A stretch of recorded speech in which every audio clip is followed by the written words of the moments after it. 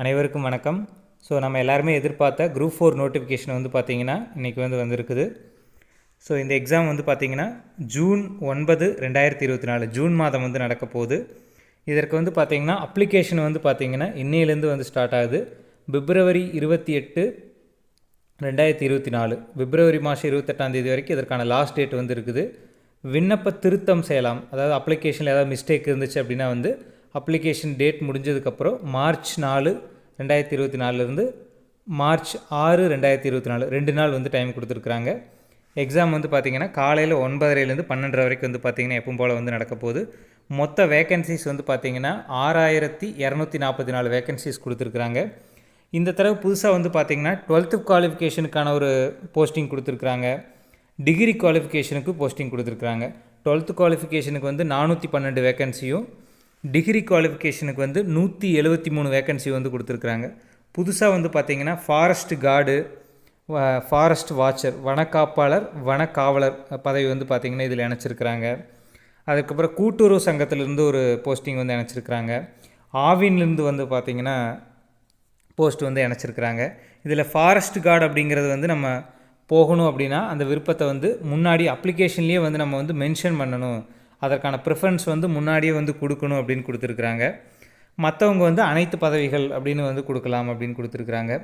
அதுக்கப்புறம் எக்ஸாமுக்கு என்னென்ன எடுத்துகிட்டு வரணும், எடுத்துகிட்டு வரக்கூடாது அப்படிங்கிறது கொடுத்துருக்குறாங்க. ஃபோன், வாட்ச், எலக்ட்ரானிக் வாட்ச்சு, அந்த மாதிரி விஷயங்கள் எப்பவும் போல் பார்த்திங்கன்னா கொடுத்துருக்குறாங்க. ஸோ அதற்கப்புறம் என்னென்ன டிஸ்ட்ரிபியூஷன் ஆஃப் வேக்கன்சிஸ் கொடுத்துருக்குறாங்க, என்னென்ன போஸ்டிங் இருக்குது அப்படின்னு கொடுத்துருக்குறாங்க. கிராம நிர்வாக அலுவலர் இது 108 வேக்கன்சிஸ் கொடுத்துருக்குறாங்க. இளநிலை உதவியாளர் கொடுத்துருக்குறாங்க. இது 2442 வேக்கன்சிஸ் கொடுத்துருக்குறாங்க. பிணையமற்றது அப்படின்னு கொடுத்துருக்குறாங்க. இளநிலை உதவியாளர் பிணையம் அப்படிங்கிறது 44 வேக்கன்சிஸு. அதுக்கப்புறம் இளநிலை உதவியாளர் தமிழ்நாடு மகளிர் மேம்பாட்டு நிறுவனத்திலேருந்து 10 வேக்கன்சிஸு. அடுத்தது இளநிலை உதவியாளர் தமிழ்நாடு வக்யூ வாரியத்திலிருந்து 27 வேக்கன்சிஸ் கொடுத்துருக்குறாங்க.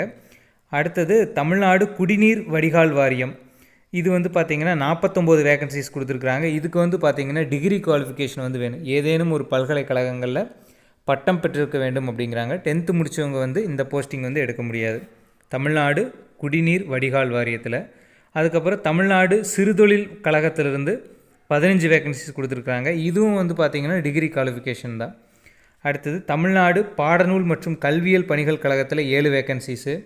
அடுத்தது தமிழ்நாடு மூலிகை பண்ணைகள் மற்றும் மூலிகை மருத்துவக் கழகத்திலிருந்து 10 வேக்கன்சிஸ் கொடுத்துருக்குறாங்க. தமிழ்நாடு அமைச்சக பணி மற்றும் நிதி அமைச்சக பணி, தலைமை செயலக பணி, சட்டமன்ற பேரவை செயலக பணி இதிலிருந்து மொத்தம் 1653 வேக்கன்சிஸ் கொடுத்துருக்குறாங்க. அதுக்கடுத்தது தமிழ்நாடு மகளிர் மேம்பாட்டு நிறுவனத்திலேருந்து 3 வேக்கன்சிஸு. தமிழ்நாடு சிறுதொழில் கழகத்திலிருந்து 3 வேக்கன்சிஸு. தமிழ்நாடு மாநில வாணிப கழகத்திலிருந்து 39 வேக்கன்சிஸு. தமிழ்நாடு பாடநூல் மற்றும் கல்வியல் பணிகள் கழகத்திலிருந்து 7 வேக்கன்சிஸு. தமிழ்நாடு அமைச்சுப்பணி நீதி அமைச்சு பணியிலிருந்து 441 வேக்கன்சிஸு. தமிழ்நாடு மகளிர் மேம்பாட்டு நிறுவனத்திலிருந்து 2 வேக்கன்சிஸு. தமிழ்நாடு பாடநூல் மற்றும் கல்வியல் பணிகள் கழகத்திலிருந்து 2 வேக்கன்சிஸு. தமிழ்நாடு மகளிர் மேம்பாட்டு நிறுவனத்திலிருந்து நேர்முக உதவியாளர் இது 1 வேக்கன்சிஸ் கொடுத்துருக்குறாங்க. அடுத்தது நேர்முக எழுத்தர், சுருக்கெழுத்தர் தமிழ்நாடு மகளிர் மேம்பாட்டு நிறுவனத்திலிருந்து 2. தனி செயலர்னு நிலை 3ன்னு கொடுத்துருக்குறாங்க. தமிழ்நாடு பால் உற்பத்தியாளர் கூட்டுறவு இணையத்திலிருந்து. ஸோ ஆவின்லேருந்து கொடுத்துருக்காங்க 4 வேக்கன்சிஸு. அடுத்தது இளநிலை செயல் பணியாளர் அலுவலகத்திலேருந்து கொடுத்துருக்காங்க. தமிழ்நாடு பால் உற்பத்தியாளர் கூட்டுறவு பணியிலிருந்து 34 வேக்கன்சிஸு. அடுத்தது தமிழ்நாடு பால் உற்பத்தியாளர் கூட்டுறவு இணையத்திலிருந்து 7 வேக்கன்சிஸு.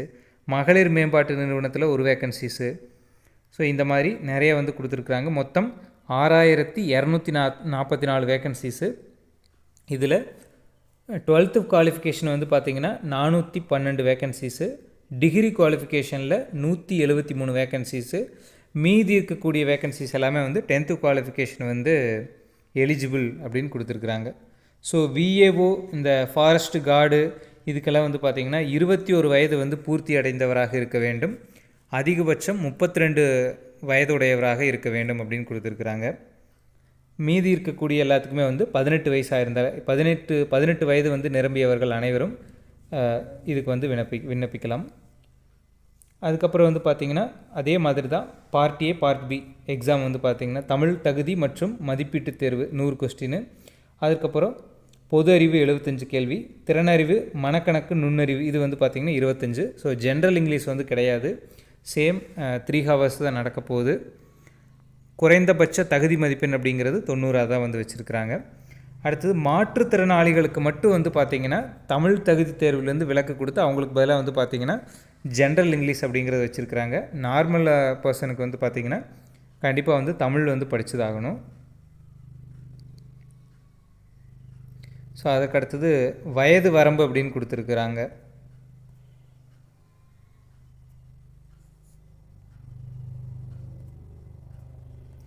ஸோ அடுத்து ரிசல்ட் வந்து பார்த்திங்கன்னா ஜனவரி 2025 வந்து பார்த்திங்கன்னா எதிர்பார்க்கலாம் அப்படின்னுங்கிற மாதிரி டேட் வந்து கொடுத்துருக்குறாங்க.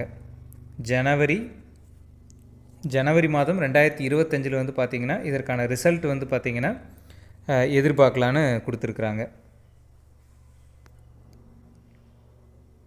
ஸோ இதில் என்னென்ன போஸ்டிங்க்கு வந்து பார்த்திங்கன்னா என்னென்ன கல்வி தகுதி அப்படிங்கிறது வந்து கொடுத்துருக்குறாங்க. ஒவ்வொரு போஸ்டிங்க்கு இண்டிவிஜுவலாக கொடுத்துருக்குறாங்க.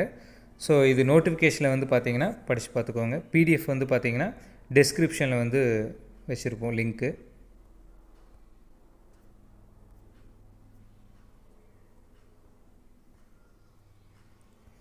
ஸோ அதுக்கடுத்தது பிஎஸ்டிஎம்மு, ஆதரவற்ற விதவைகள், இந்த மாதிரி சர்டிஃபிகேட், ஃபிட்னஸ் சர்டிஃபிகேட்டு எல்லாத்துக்குமே வந்து பார்த்திங்கன்னா இதிலே வந்து அட்டாச் பண்ணியிருக்காங்க. இதை வந்து ஒரு பிரிண்ட் எடுத்து நமக்கு என்ன சான்றிதழ் தேவைப்படுதோ அதை வந்து அப்ளை பண்ணிக்கலாம். ஸோ அதற்கப்புறம் வனக்காப்பாளர், ஓட்டுநர் உரிமத்துடன் கூடிய வனக்காப்பாளர், வனக்காவலர், பழங்குடியின இளைஞர். ஸோ இதற்கு எல்லாத்துக்குமே வந்து ஃபிட்னஸ் வந்து எவ்வளோ இருக்கணும் அப்படின்னு ஆணுக்கு தனியாக பெண்ணுக்கு தனியாக கொடுத்துருக்காங்க. உயரம் 163 இருக்கணும் ஆண்களுக்கு, பெண்களுக்கு 150 இருக்கணும். அதற்கப்புறம் வந்து பார்த்திங்கன்னா செஸ்ட் மெஷர்மெண்ட் வந்து பார்த்திங்கன்னா ஆண்களுக்கு 79 இருக்கணும் மூச்சு வெளியிட்ட நிலையில், பெண்களுக்கு 74 இருக்கணும். அடுத்து மூச்சு உள்வாங்கிய நிலையில் 5 இருக்கணும்.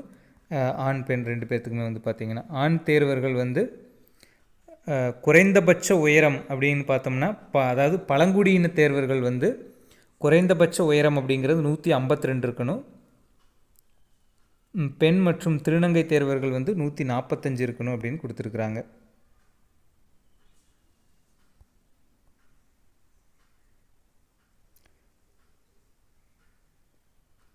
ஸோ அதுக்கப்புறம் வந்து பார்த்திங்கன்னா பார்வை திறன் வந்து 6/6 வந்து கொடுத்துருக்குறாங்க.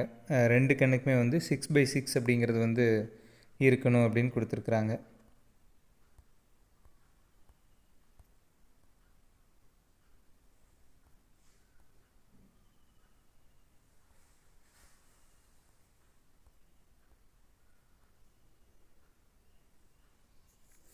ஸோ இதற்கு புதுசாக வந்து பார்த்திங்கன்னா தேர்வர்கள் வந்து அப்ளை பண்ணணும் அப்படின்னா 1 டைம் ரெஜிஸ்ட்ரேஷன் அப்படிங்கிறது பண்ணணும். இதில் வந்து பார்த்திங்கன்னா அனைத்து டீட்டெயிலுமே வந்து கேட்கும். ஸோ இது எல்லாத்தையுமே வந்து கொடுத்துட்டிங்க அப்படின்னா 150 ரூபாய் வந்து பே பண்ணுற மாதிரி இருக்கும். இந்த 150 ரூபாய் 1 டைம் ரெஜிஸ்ட்ரேஷனில் வந்து பதிவு பண்ணிட்டீங்க அப்படின்னா, முதல் முறை பதிவு பண்ணுறீங்க அப்படின்னா 3 எக்ஸாம் வந்து பார்த்திங்கன்னா நீங்கள் வந்து ஃப்ரீயாக வந்து எழுதிக்கலாம். 3 டிஎன்பிஎஸ்சி எக்ஸாம் வந்து ஃப்ரீ எழுதலாம். இதர தேர்வர்கள் வந்து பார்த்திங்கன்னா ஃபீஸ் வந்து பார்த்திங்கன்னா பே பண்ணி தான் ஆகணும். ஃபோட்டோ வந்து என்ன சைஸில் இருக்கணும், அது வந்து என்ன டேட், அதாவது எந்த டேட்லேருந்து அது இருக்கணும் அப்படிங்கிற ஃபார்மட் எல்லாமே வந்து இதில் பிடிஎஃப்பில் வந்து பார்த்திங்கன்னா கொடுத்துருக்குறாங்க.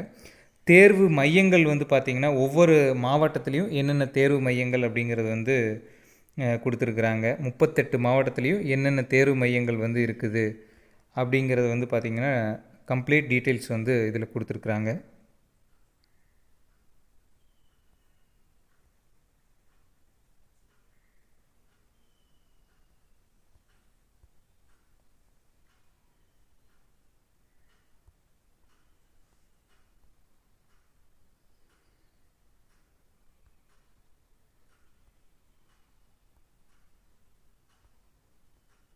ஸோ எப்படி அப்ளை பண்ணணும் அப்படிங்கிறத வந்து தியரியாகவே வந்து பார்த்திங்கன்னா இதில் வந்து கொடுத்துருக்குறாங்க. பிடிஎஃப்பில் எப்படி அப்ளை பண்ணணும் அப்படிங்கிறது வந்து கொடுத்துருக்குறாங்க. அதுக்கப்புறம் தடையின்மை சான்று என்ஓசி வந்து வாங்குறவங்க வந்து இதில் இருக்கிற ஃபார்மெட்டை வந்து டவுன்லோட் பண்ணி வந்து வாங்கிக்கலாம். அது வந்து எல்லா கேட்டகரிக்குமே வந்து கொடுத்துருக்குறாங்க. முன்னாள் இராணுவத்தினர்,